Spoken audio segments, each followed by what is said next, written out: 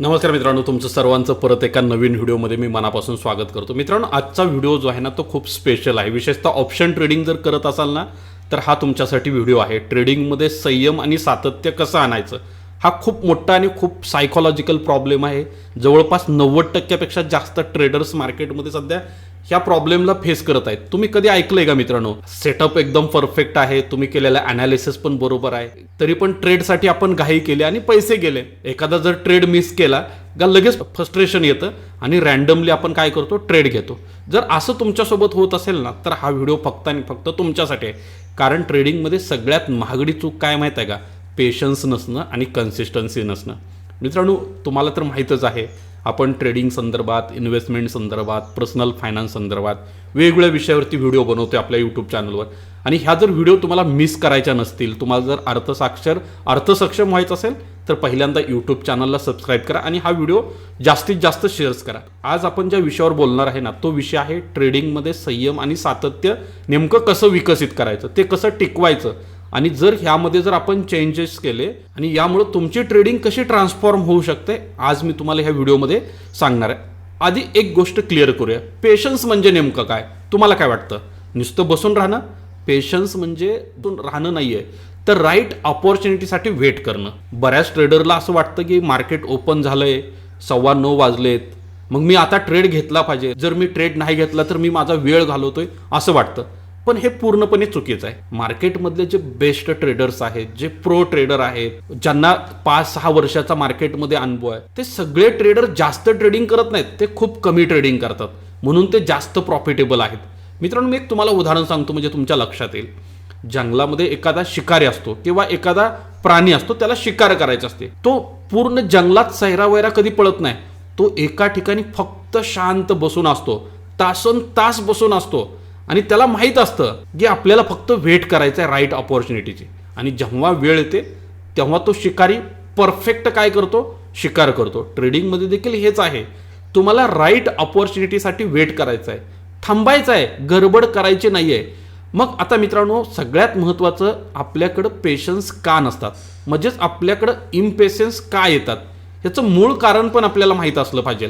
जर आपल्याकडे संयमच नसेल तर प्रॉब्लेम येणार आहे. प्रॉब्लेम काय हे समजलं तरच आपण सोल्युशन देऊ शकतो. मार्केटमध्ये मित्रांनो चांगला मोमेंटम येतो, तो तुम्ही मिस करता. मग तुमच्या मनामध्ये येतं की आता पटकीना ट्रेड घेऊया, आणि एक्झॅक्ट तुम्ही रॉंग टाइमाला मार्केटमध्ये एंट्री होते. हे कशामुळे होतं?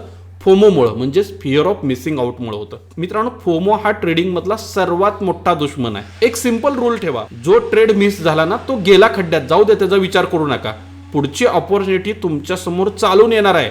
मार्केट कुठेही जाणार नाहीये, संधी रोज येणार आहेत, प्रत्येक मिनिटाला संधी येणार आहेत. फक्त तुम्हाला बरोबर ऑपॉर्च्युनिटी कुठले हे ओळखता आलं पाहिजे. बऱ्याच लोकांना वाटतं ट्रेडिंग म्हणजे एटीएमची मशीन आहे, चला ट्रेडिंगला सुरुवात करूया, पैसा डबल करूया, पैसा ट्रिपल करूया. इथं मित्रांनो एक्सपेक्टेशन तुमच्या खूप चुकीच्या बनतात. रियालिटी तुम्हाला समजली पाहिजे. जे प्रोफेशनल ट्रेडर असतात ना, जे मोठमोठे हेज फंड्स असतात, ते मंथली 2 ते 3% काम करतात आणि त्यालाच ते कंपाऊंड करतात. आणि जरी कंपाऊंड 2 ते 3% जरी केलं तरी खूप मोठा फंड किंवा खूप मोठे रिटर्न्स तयार होतात. पण त्यासाठी लागतात पेशन्स, आणि हे पेशन्स शॉर्ट टर्ममध्ये बिलकुल येत नाहीत. त्यासाठी तुमच्याकडं लॉंग टर्म व्हिजन असणं गरजेचं आहे. किंवा बऱ्याच वेळेला आपल्याकडे पेशन्स का नसतात, तर ह्याच्या पाठीमागे एक महत्त्वाचं कारण असतं, रिव्हेंज ट्रेडिंग. एक ट्रेड गेला, लॉस झाला का मनात येतं, अरे माझे तर पैसे गेले, लॉस झाला, मग आता इमोशनचा विचार करायचा नाही, पटकिना ट्रेड टाकायचा एक मोठा आणि पैसा मिळवायचा. आणि यामध्ये आपण सगळं कॅपिटल वाईप आउट करतो. मित्रांनो, मार्केटमधला जो रिसर्च आहे तो काय सांगतो, 80% ट्रेडरचा पहिला ट्रेडमधला लॉस हा खूप छोटा असतो. लॉस मोठा कधी होतो, ते ज्यावेळेला मल्टिपल ट्रेड करतात, अंधाधुंद ट्रेडिंग करतात, त्यावेळेला लॉस होतो. मित्रांनो, तुम्हाला हा पॉईंट पटतोय का नाही कमेंट्स करून सांगा पहिल्यांदा, म्हणजे मला पण लक्षात येईल. त्याचबरोबर महत्त्वाचा प्रश्न काय, तर संयम कसा विकसित करायचा. मित्रांनो, मी तुम्हाला प्रॅक्टिकल सोल्युशन देणार आहे आज या व्हिडिओमध्ये. थेरॉटिकल कुठल्याही गोष्टी सांगणार नाही. आणि जर तुम्ही ह्या टेक्निकचा वापर केला तर तुमच्यामध्ये असणारे जे पेशन्स आहेत ते ड्रास्टिकली इम्प्रूव्ह होतील, हे पहिल्यांदा लक्षात घ्या. आता सगळ्यात पहिल्यांदा कुठलं टेक्निक वापरायचं आहे, तर तुमचा एक ट्रेडिंगचा प्लॅन क्लिअर असला पाहिजे. मला आज निफ्टीमध्ये ट्रेड करायचा आहे, बँक निफ्टीमध्ये ट्रेड करायचा आहे, स्टॉक ऑप्शनमध्ये ट्रेड करायचा आहे, कशामध्ये ट्रेड करायचं हे तुमचं प्री डिफाईन्ड असलं पाहिजे. एंट्री कुठं घ्यायचं आहे, स्टॉप लॉस किती घ्यायचा आहे, टार्गेट किती ठेवायचा आहे, आणि मॅक्झिमम आज किती ट्रेड करायचे हे जर तुमचा अगोदर प्लॅन असेल ना, तर मित्रांनो प्लॅन जर नसेल तर सगळ्या गोष्टी इमोशनवर चालतात, आणि जर प्लॅन असेल तर सगळ्या गोष्टी लॉजिकवर चालतात. अजून एक मित्रांनो टेक्निक आहे जे तुम्ही प्रत्येकानं वापरलं पाहिजे, आणि जर हे वापरलं तर तुमच्यामध्ये देखील एक खूप जबरदस्त संयम विकसित होऊ शकतो. ट्रेड घेण्या अगोदर स्वतःची एक चेकलिस्ट तयार करा. मार्केटचा ट्रेंड काय आहे, त्याचे डायरेक्शन कन्फर्म आहे का, मार्केटमध्ये व्हॉल्यूम प्रॉपर आहे का, व्हॉल्यूमचा सपोर्ट तुमच्या ट्रेडसाठी मिळतोय का, इथं माझ्यासाठी कमीत कमी रिस्क रिवॉर्ड रेशो माझ्या फेवरमध्ये आहे का, आणि सगळ्यात महत्त्वाचं माझ्या सेटअपमध्ये तो सिग्नल आलाय का. जर यातली कुठलीही गोष्ट जर मिस असेल तर शक्यतो ट्रेड टाळा. त्या ठिकाणी देखील तुमचे पेशन्स असतील, तुमच्याकडे असणारा संयम विकसित होण्यासाठी मदत होते. आणि 3 नंबरचं टेक्निक माझं स्वतःचं फेवरेट आहे, तुम्ही स्वतः देखील ऑब्झर्व केला असेल. ट्रेड घेण्याची इच्छा झाली का तुम्ही 10 मिनिट थांबा, किंवा तुमचं एक फिक्स टाइम ठेवा ट्रेडिंगचं, त्या वेळेतच फक्त ट्रेडिंग करा. यामुळे काय होईल, तुमचे number of trade automatic limit होतील. सेटअप जर व्हॅलिड असेल तर ते 10 मिनिटानंतर देखील तुम्हाला बरोबर ट्रेड दिले, पहिल्यांदा लक्षात घ्या. आणि चौथं जे माझं टेक्निक आहे ना ते म्हणजे जर्नल. मित्रांनो बघा, एक गोष्ट लक्षात ठेवा, तुम्ही कुठला ट्रेड घेतला, का घेतला, त्यावेळेला तुमच्या इमोशन्स काय होत्या, त्यातून काय रिझल्ट आला, हे जे पॅटर्न्स आहेत ना हे फक्त आणि फक्त तुम्हाला ट्रेडिंग जर्नलमध्ये दिसतं. जर तुम्ही कुठल्या सिच्युएशनमध्ये इम्बॅलन्स होत असाल, तुमच्या स्वतःकडे पेशन्स राहत नसतील, तर ह्या गोष्टी कुठे कळतील, फक्त ट्रेडिंग जर्नलमध्ये कळतील. आणि अजून एक टेक्निक तुम्ही वापरू शकता माझ्याकडून तुमच्यासाठी, बोनस टेक्निक आहे. जास्त वेळ स्क्रीन बघू नका, यामुळं डेफिनेटली ओव्हर ट्रेडिंग होतं. तुम्ही ट्रेडिंगचं एक स्पेसिफिक टाइम ठेवा. माझं स्वतःचं जर सांगायचं झालं तर 9:15 ते जास्तीत जास्त 10:30-11 नंतर मी ट्रेडिंग करत नाहीये. त्यानंतर माझी स्क्रीन बंद असते. त्यानंतर जर माझा कुठला ट्रेड ओपन असेल तर तो ऑप्शन सेलिंगसाठी असतो, आणि तो अल्गोच्या साहाय्यानं एक्झिक्यूट केलेला असतो. त्यामुळे अल्गोला सगळ्या गोष्टी फ्री डिफाईन्ड सांगितलेत. पेशन्स आणण्यासाठी ज्या गोष्टी आवश्यक सांगितल्या त्या सगळ्या ऑलरेडी अल्गोमध्ये गोष्टी आलेल्या असतात. त्यामुळं माझा स्क्रीन टाइम काय होतो, ऑटोमॅटिक कमी होतो. त्यामुळं तुम्हाला जर लॉस कमी करायचा असेल, प्रॉफिटेबल बनायचं असेल, तर स्क्रीन टाइम कमी करणं गरजेचं आहे. असं करू नका बिलकुल की बाबा ऑर्डर टाकली, मोबाईल बंद केला आणि खिशात दिवसभर ठेवतो, काय व्हायच ते होऊ दे. असे पण काही महाभाग मार्केटमध्ये आहेत. तुम्ही असा कधी अनुभव केला असेल तर कमेंट्स करून सांगा. आता बघा मित्रांनो, अजून एक टेक्निक तुम्ही वापरू शकता. तुम्हाला ऐकून हसून देखील येऊ शकतं, पण मित्रांनो सिरियसली मेडिटेशन हे ट्रेडरसाठी गेम चेंजर आहे. तुम्ही दररोज 10 मिनिट कंपल्सरी मेडिटेशन करा. यामुळं तुमच्या इमोशनमध्ये खूप मोठे चेंजेस होतील, खूप मोठ्या इम्प्रूव्हमेंट होतील. त्याचबरोबर तुमच्यामध्ये जे असणारे इम्बॅलन्स आहेत, डिसिप्लिन जे नाही ते डेफिनेटली काय होऊ शकते, या ठिकाणी सुधारू शकते. आता मित्रांनो एक महत्त्वाचा मुद्दा असा आहे की सातत्य म्हणजे काय आणि कन्सिस्टन्सी आपल्याला का महत्त्वाची आहे. आता आपण दुसऱ्या मुद्द्याकडे वळूया, कन्सिस्टन्सीकडे. एक ट्रेडर आहे, ओके, त्यानं जानेवारी महिन्यात 50,000 कमवले, फेब्रुवारी महिन्यात 60-70 हजार घालवले, मार्च महिन्यात परत प्रॉफिट कमवला आणि तो ब्रेक इव्हनला आला. दुसरा एक ट्रेडर आहे, त्याच्या जास्त अपेक्षा नाहीत, तो प्रत्येक महिन्याला 10 ते 15 हजार रुपये कमवते. त्याच्या अपेक्षा काय, पहिल्या ट्रेडरपेक्षा 50% आहेत. त्यामुळं काय होईल, वर्षाच्या शेवटी जर बघितलं तर ज्या ट्रेडरनं खूप कमी अपेक्षा ठेवल्या त्यानं खूप सारा पैसा बनवला, आणि ज्या ट्रेडरनं खूप अपेक्षा ठेवल्या त्यानं पैसा मिळवण्यापेक्षा जास्त घालवल्याला दिसून येतोय. आता एक मुद्दा तुम्हाला मी सांगतो, एक रूल कन्सिस्टन्सी फॉलो करणं किती गरजेचं आहे, तर 10 रूल रॅन्डमली फॉलो करण्यापेक्षा जास्त फायद्याचा, एवढं लक्षात ठेवा. मग मित्रांनो कन्सिस्टन्सी जर बघायची झाली तर ती काय इम्पॉर्टंट असते, तर कन्सिस्टन्सीमुळे स्वतःवरचा ट्रस्ट वाढतो. ओके, तुम्हाला माहित असतं माझं सिस्टम काम करतंय. तुमच्याकडे जर कन्सिस्टन्सी असेल तर तुम्हाला जिनियस डेटा मिळतो. कन्सिस्टन्सी अप्रोच तुम्हाला तुमचा परफॉर्मन्स मोजण्यासाठी मदत करते, आणि जर तुमच्याकडे कन्सिस्टन्सी असेल आणि त्याला जर टाइम दिला तर एक्सपोनेन्शियल ग्रोथ होण्यासाठी देखील मदत होते. आता कन्सिस्टन्सी ट्रेडिंगमध्ये नेमकी कशी आणायची, हा खूप मोठा आणि सगळ्यात इम्पॉर्टंट प्रश्न आहे. मित्रांनो त्यासाठी तुम्हाला एकच सेटअप वापरायचा आहे कन्सिस्टन्सी आणायचं असेल तर. बरेच ट्रेडर काय करतात, पहिल्या ट्रेडसाठी मुव्हिंग ॲव्हरेज वापरतात. मुव्हिंग ॲव्हरेजमधून बाहेर पडलं का डायरेक्ट त्यांचं ऑप्शनमध्ये एंट्री असते. संध्याकाळी क्रिप्टोकडे जातात किंवा काही लोक कमॉडिटीकडे जातात. मित्रांनो तुम्ही 50 गोष्टी करण्यापेक्षा एकच स्ट्रॅटेजी वापरा आणि त्या स्ट्रॅटेजीमध्ये मास्टर बना. मी पाठीमागे एक व्हिडिओ बनवला होता 120 दिवसाचं चॅलेंज. ओके, तसं तुम्ही तुमच्या सेटअपला 120 दिवसाचं चॅलेंज द्या. 120 दिवस त्या सेटअपवर काम करा. तुमच्या समोर मार्केट लोटांगण गाठल्याशिवाय राहणार नाही. आणि मित्रांनो तुम्हाला जर कन्सिस्टन्सी आणायची असेल तुमच्यामध्ये तर तुमचे स्वतःचे रूल्स डिफाईन असले पाहिजे, आणि काय जरी झालं तर यातला एक देखील रूल्स ब्रेक नाही झाला पाहिजे.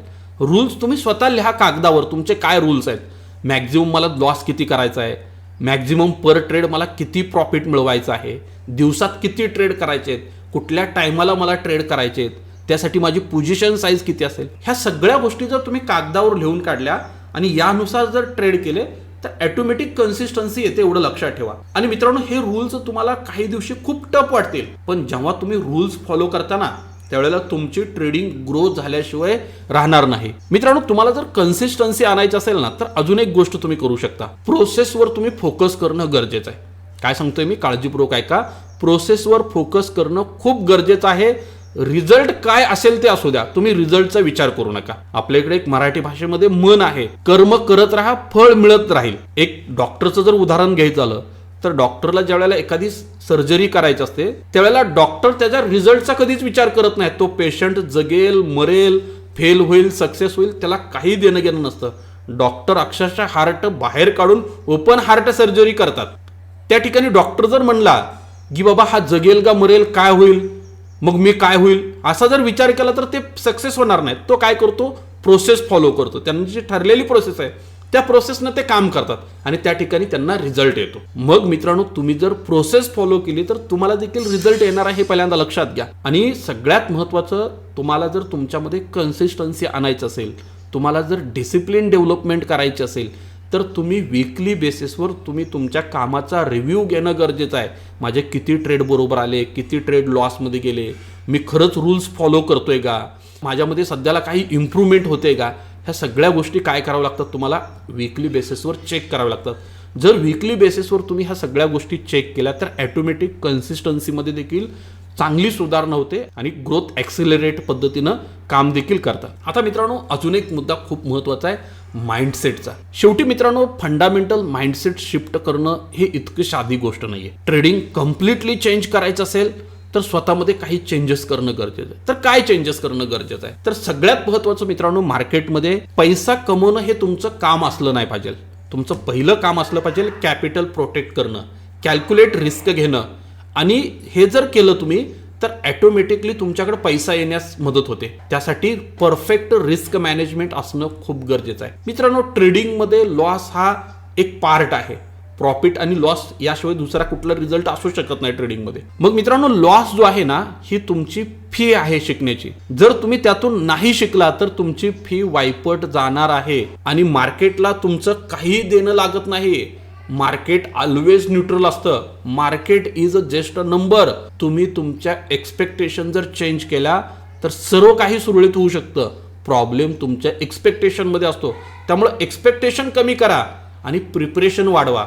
हे जर केलं तर डेफिनेटली मित्रांनो काय होईल, ट्रेडिंगमध्ये संयम देखील येईल आणि तुम्हाला सातत्य देखील कामामध्ये राखता येईल. म्हणजे थोडक्यात काय लक्षात आलं तुम्हाला ह्या व्हिडिओमधून, माझ्या अनुभवातून, तुमच्याकडे जर पेशन्स करायचे असतील, तुम्हाला जर पेशन्ससाठी काम करायचं असेल तर ट्रेडिंग प्लॅन बनवणं गरजेचं आहे, चेकलिस्ट फॉलो करणं गरजेचं आहे, टाइम मेथड वापरणं गरजेचं आहे. त्याचबरोबर ट्रेडिंग जर्नलचा अभ्यास करणं गरजेचं आहे, ते मेंटेन करणं गरजेचं आहे, स्क्रीन टाइम लिमिटेड करणं गरजेचं आहे, मेडिटेशनवर फोकस करणं गरजेचं आहे. आणि तुम्हाला जर कन्सिस्टन्सी ठेवायची असेल तर एका स्ट्रॅटेजीमध्ये तुम्हाला मास्टर होणं गरजेचं आहे. तुमचे रूल्स डिफाईन असणं गरजेचं आहे. मित्रांनो, तुम्हाला प्रोसेसवर फोकस करणं गरजेचं आहे. जर ह्या जर गोष्टी तुम्ही केल्या तर मित्रांनो, ट्रेडिंग ही एक मॅरेथॉन आहे, ते स्पिरिट नाही, हे पहिल्यांदा लक्षात घ्या. या ठिकाणी स्लो आणि स्टेडी चालत राहणं खूप गरजेचं आहे. जर मित्रांनो आजचा व्हिडिओ तुम्हाला माझ्याकडून हेल्पफुल वाटला असेल तर आत्ताच लाईक करा, सबस्क्राईब करा, जेणेकरून पुढचा व्हिडिओ मिस होता कामा नये. आणि कमेंट्समध्ये सांगा पेशन्स आणि कन्सिस्टन्सीमध्ये तुम्हाला कुठं सर्वात जास्त स्ट्रगल करावं लागतंय. तुमची एक कमेंट्स पुढच्या टॉपिकसाठी मला मदत करेल. मित्रांनो, पुढच्या व्हिडिओमध्ये लवकरच भेटू. जय हिंद, जय Maharashtra. Investments in securities market are subject to market risks. Read all the related documents carefully before investing.